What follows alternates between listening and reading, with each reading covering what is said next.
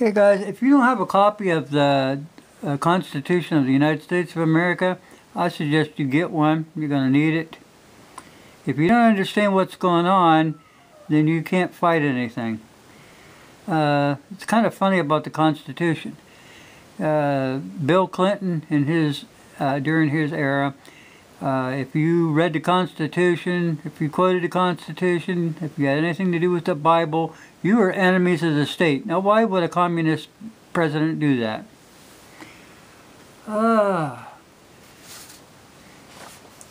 You gotta know something. Our Constitution, it come from God. The whole purpose, you have to understand these rights all come from God. They are God-inspired. God is the one who endowed you with these rights, and the Constitution merely offers a legitimate program to protect those rights or to secure those rights and blessings of those rights for ourselves and our children for all time. It is important that you understand that the Constitution was God-inspired. And it's also important you understand a lot of the principles that are in the Constitution actually come from the Holy Bible. And the Constitution allows you to be a king or queen in your own right as long as you recognize one principle, that you do not ever create a situation where you take away the rights of another person. Okay? Now, all these firearm laws that these people have passed is crap. If you look at Marbury versus Madison, 5th U.S. 137, this was in 1803.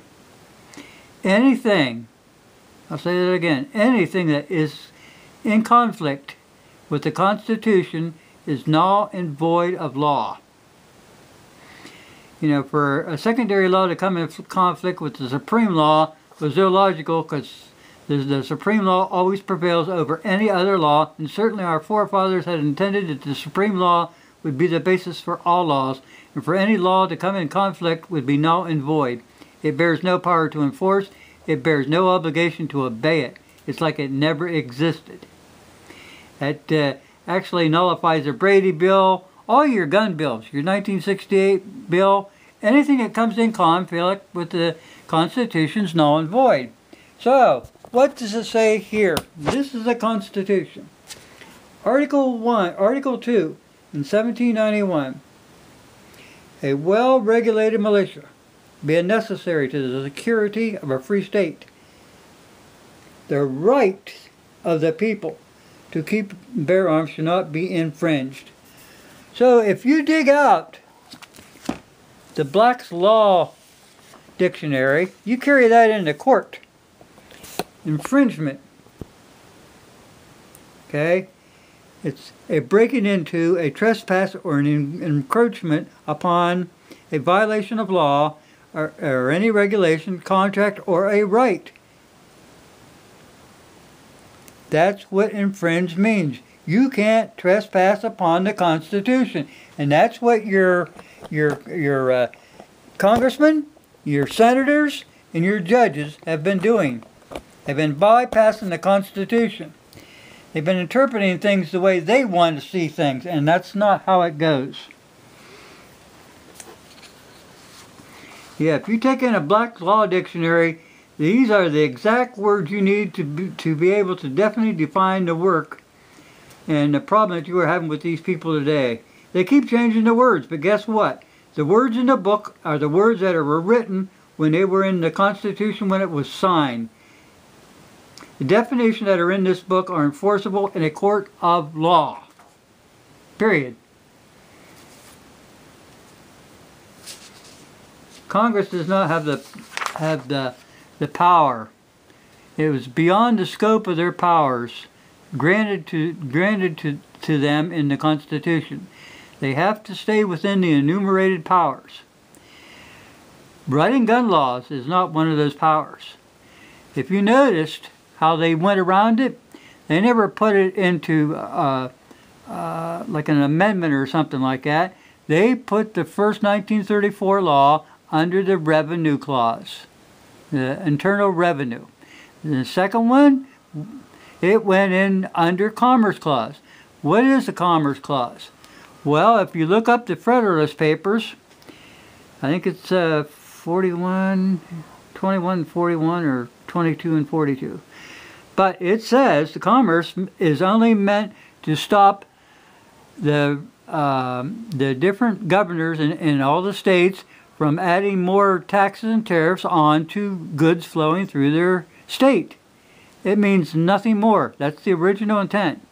It wasn't meant for gun laws. It sure as hell wasn't meant for the Obamacare. And by the way, they stuck a Obamacare under that too.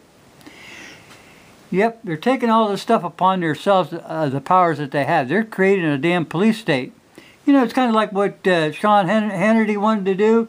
You know, surround the schools with armed people, surround the malls with armed people. That's a police state. Now, in American Jurisprudence 16, Section 165, the Constitution is intended for the observance of the judiciary as well as other parts of government, and judges are sworn to support the provision, sworn in as oath of office. The courts are not at liberty to overlook or disregard its commands or its countenance invasion thereof. It's their duty in authorized proceedings to give full effect to the existing Constitution and obey all constitutional provisions, irrespective of their opinions on the wisdom desired as such provisions, and irrespective of the consequences. It said, you know, the courts are supposed to be on the alert to enforce the provisions of the United States Constitution, guard against their infringement by legislative fiat or otherwise. In accordance with these basic principles, the rule is fixed that the duty in the proper case to declare a law unconstitutional cannot be declined and must be performed in accordance with the delivery of judgment of the tribunal before the viability of the enactment is directly drawn into rule.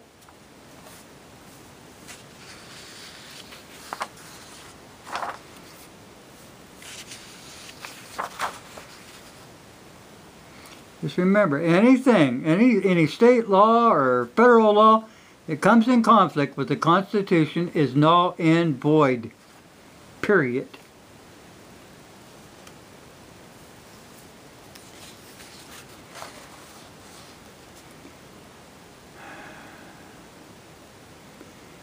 Let's kind of look at the First Amendment here. You know, about the right of liberty and the pursuit of happiness and religion and all that good stuff. The points in this case are established. A state may not impose a charge for the enjoyment of a right granted by the federal Constitution, that a fiat flat license tax herein resolves in advance that takes away the constitutional liberty and press of religion, and also tends to suppress the exercise thereof. It's unconstitutional for them people to make you jump through hoops for a right that you already have. They're trying to make a privilege out of it. No state can convert a secured liberty into a privilege, issue a license and a fee for it, and then require you to have that. Or otherwise you committed a crime. That's not how things work. They can't make you do this stuff. No state has the right to require a license for the free exercise of a right. You got to start waking up to what's going on. I'll zoom this in just a little bit. This is from Patrick Henry. The Constitution is not a document for the government to restrain the people. It is an instrument for the people to restrain the government. When these people don't obey their oath of office, you know, you can, there's a lot of things you can do about that. One, you could probably round up the militia, have that guy arrested, take him to trial, and if he's found guilty, hang him from a tree.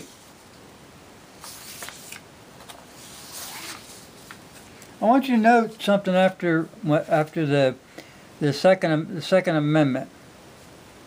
You know, after the word infringe, there's no subparagraph A, B, C, D, which would stipulate what would be an acceptable infringement. So all infringement is forbidden. Look it up in Black's Law Dictionary, people. Don't let these people scare you. You know, they want you to be ignorant of the law, but here they are. These people in Congress that are supposed to be judges and lawyers and all these kind of good people you're supposed to look up to, and they don't know a thing about the Constitution.